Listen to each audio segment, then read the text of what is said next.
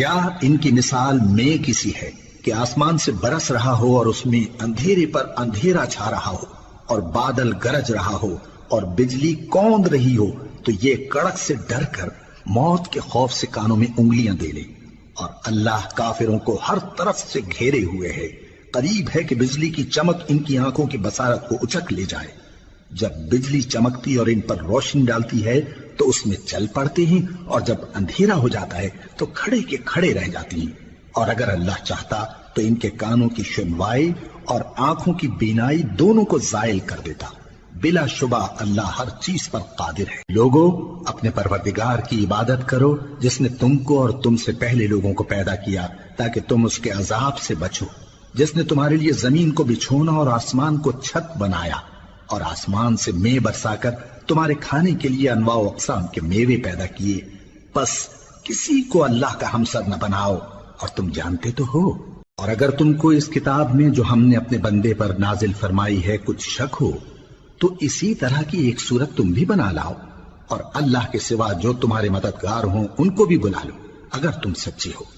پھر اگر ایسا نہ کر سکو اور ہرگز نہیں کر سکو گے تو اس آگ سے ڈرو جس کا ایندھن آدمی اور پتھر ہوں گے اور جو کافروں کے لیے تیار کی گئی ہے. اور جو لوگ ایمان لائے اور نیک عمل کرتے رہے ان کو خوشخبری سنا دو کہ ان کے لیے نعمت کے باغ ہیں جن کے نیچے نہریں بہ رہی ہیں. جب انہیں ان میں سے کسی قسم کا میوہ کھانے کو دیا جائے گا تو کہیں گے یہ تو وہی ہے جو ہم کو پہلے دیا گیا تھا.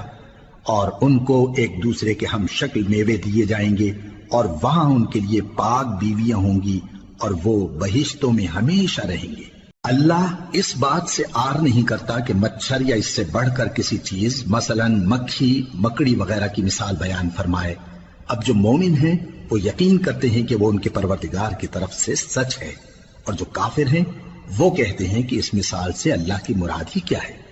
اس سے اللہ بہتوں کو گمراہ کرتا ہے اور بہتوں کو ہدایت بخشتا ہے، اور گمراہ بھی کرتا ہے تو نافرمانوں ہی کو جو اللہ کے اقرار کو مضبوط کرنے کے بعد توڑ دیتے ہیں، اور جس چیز یعنی رشتہ قرابت کے جوڑے رکھنے کا اللہ نے حکم دیا ہے اس کو قطع کیے ڈالتے ہیں اور زمین میں خرابی کرتے ہیں.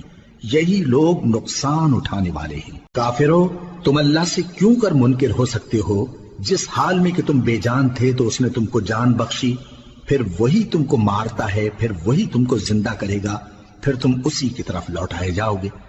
وہی تو ہے جس نے سب چیزیں جو زمین میں ہیں تمہارے لیے پیدا کی، پھر آسمانوں کی طرف متوجہ ہوا تو ان کو ٹھیک ٹھیک 7 آسمان بنا دیا، اور وہ ہر چیز سے خبردار ہے. اور وہ وقت یاد کرنے کے قابل ہے جب تمہارے پروردگار نے فرشتوں سے فرمایا کہ میں زمین میں اپنا نائب بنانے والا ہوں.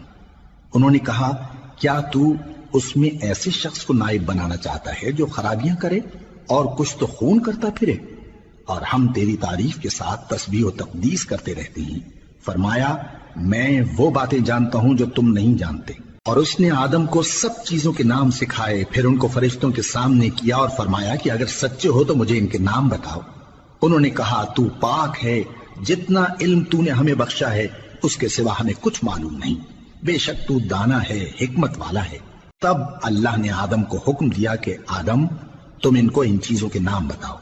سو جب انہوں نے ان کو ان کے نام بتائے تو فرشتوں سے فرمایا کیا میں نے تم سے نہیں کہا تھا کہ میں آسمانوں اور زمین کی سب پوشیدہ باتیں جانتا ہوں، اور جو تم ظاہر کرتے ہو اور جو پوشیدہ کرتے ہو سب مجھ کو معلوم ہے. اور جب ہم نے فرشتوں کو حکم دیا کہ آدم کے آگے سجدہ کرو تو وہ سب سجدے میں گر پڑے مگر شیطان نے انکار کیا اور غرور میں آ کر کافر بن گیا. اور ہم نے کہا کہ اے آدم تم اور تمہاری بیوی بہشت میں رہو اور جہاں سے چاہو بے روک ٹوک کھاؤ پیو، لیکن اس درخت کے پاس نہ جانا نہیں تو ظالموں میں ہو جاؤ گے.